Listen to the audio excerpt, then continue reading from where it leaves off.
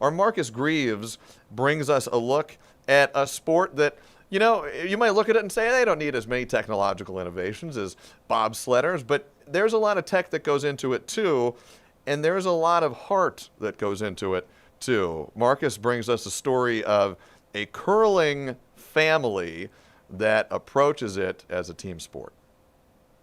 Realizing like, oh my goodness, this is super fun. And it was right after the Olympics and we started watching it again. And then everybody started asking, wait, what did you guys go do? For the Canes, it all started as a curling lesson for two. Andrea and I decided to go to a Learn to Curl as like a date night.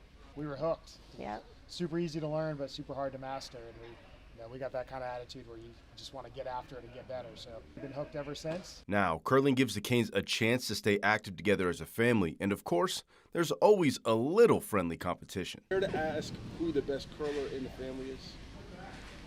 One of us. Yeah. But beyond the bragging rights, it's an opportunity for them to bond. It gets this one off electronics and it gets us out and about, but it's active. It does lend itself to a little competition, you know, when he shoots a shot that's way better than mine and then he gets to tell me about it for an entire week later.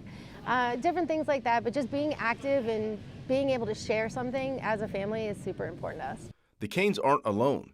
Curling may seem unlikely in the South, but the sport is gaining momentum. Even in the 2 years we've been here, we've also seen new leagues get added just because there's more folks that are wanting to try it out. And it's pretty crazy because not only here, but we've been to Bonspiels and we've traveled to Huntsville and Knoxville and Tampa, Orlando. All those places all have clubs, which is pretty nuts being down here in the South for it. So you can definitely see it spread not only here in Atlanta, but across the entire Southeast. And as the Canes perfect their stride, they're proof that the Southeast is warming up to life on the ice. In Marietta, Marcus Greaves, 11 Alive Sports. Warming up to life on the ice. I like that a lot. That was a great story from Marcus.